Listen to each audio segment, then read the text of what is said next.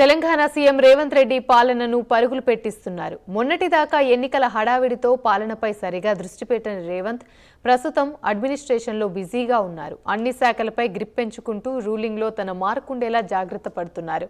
ఈ క్రమంలో ఆయన అనేక కొత్త ప్లాన్స్ను తెరపైకి తీసుకొస్తున్నారు. ఆ ప్లాన్స్లో తన ముద్ర కనిపించేలా చర్యలు తీసుకుంటున్నారు. గత ప్రభుత్వం ఆనవాళ్లు కనిపించకుండా చెరిపేస్తున్నారు. ఇంతకీ రేవంత్ టార్గెట్ ఏంటి?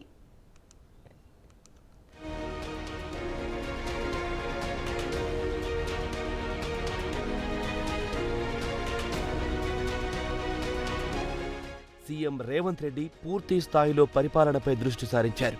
ఇకపై పాలనలో తన మార్క్ కనిపించే విధంగా జాగ్రత్తలు తీసుకుంటున్నారు. బీఆర్ఎస్ అధినేత మాజీ సీఎం కేసీఆర్, వైసీపీ అధినేత ఏపీ మాజీ సీఎం జగన్ పరిపాలనను పరిగణలోకి తీసుకుని వారు చేసిన తప్పిదాలను తాను చేయకూడదనే నిర్ణయానికి రేవంత్ వచ్చారు. జగన్, కేసీఆర్ పూర్తిగా తమ కార్యాలయాలకి పరిమితం కావడం, జనాల్లోకి వెళ్లకపోవడం వలనే వారు మాజీలయ్యారని, ఆ తప్పు తాను చేయకుండా పూర్తిగా జనాలతో మమేకమయ్యే విధంగా పరిపాలనలో పారదర్శకతను పెంచే విధంగా రేవంత్ సిద్ధమవుతున్నారు.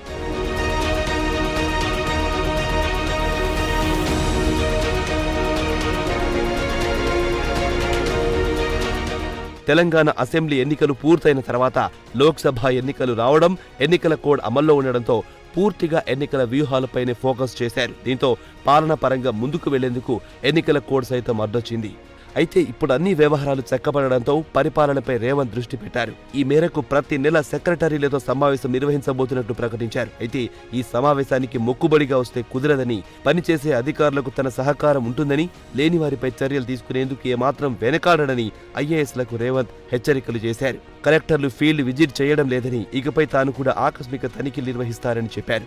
ఆకస్మిక తనిఖీలతో జిల్లాలోని అధికారులను పరుగులు పెట్టించాలని, ఆసుపత్రులు, విద్యాలయాల వంటి వాటిని ఆకస్మిక తనిఖీలు చేసి అక్కడికక్కడి నిర్ణయాలు తీసుకునేలా రేవంత్ ప్లాన్ చేస్తున్నారు. ప్రభుత్వ అధికారులు కేవలం ఆఫీసులో కూర్చుంటే సరిపోదని, ప్రజల వద్దకే వెళ్లి వారి సమస్యలు పరిష్కరించేలా రేవంత్ ప్లాన్ సిద్ధం చేశారు.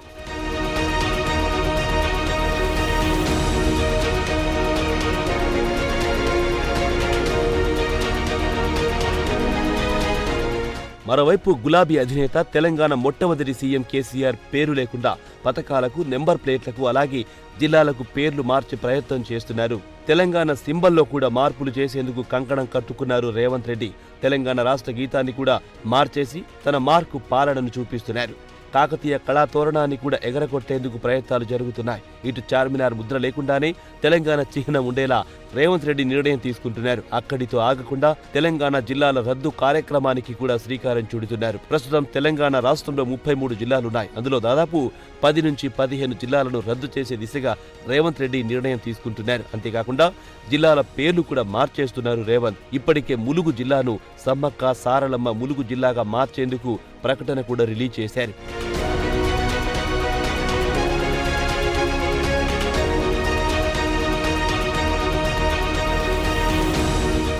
మరోవైపు ఏపీలో కూటమి ప్రభుత్వం అధికారంలో రావడం, అక్కడ చంద్రబాబు సీఎం కావడంతో రేవంత్ అలర్ట్ అయ్యారు. తన పాలనను చంద్రబాబు పాలనతో పోల్చి చూసే ప్రమాదం ఉంది కాబట్టి చంద్రబాబు కంటే కూడా అభివృద్ధి విషయంలో పర్టిక్యులర్ గా ఉండాలని రేవంత్ డిసైడ్ అయినట్టుగా తెలుస్తోంది. దీంట్లో భాగంగానే ఆయన కొత్త ప్లాన్స్ ను ఇంప్లిమెంటేషన్ చేస్తున్నారు. అన్ని శాఖల అధికారులతో సమావేశమవుతూ పాలనలో తనదైన ముద్ర వేస్తున్నారు. అటు హైకమాండ్తోనూ టచ్లో ఉంటూ పార్టీ నేతలు గీత దాటకుండా జాగ్రత్త పడుతున్నారు. అంతర్గత కలహాలకు కేర్ ఆఫ్ అడ్రస్ అయిన కాంగ్రెస్ ను రాష్ట్రంలో ఎలాంటి అడ్డంకులు లేకుండా నడిపిస్తున్నారు. మొత్తానికి తన మార్కు పాలనతో రేవంత్ దూసుకెళ్తున్నారు.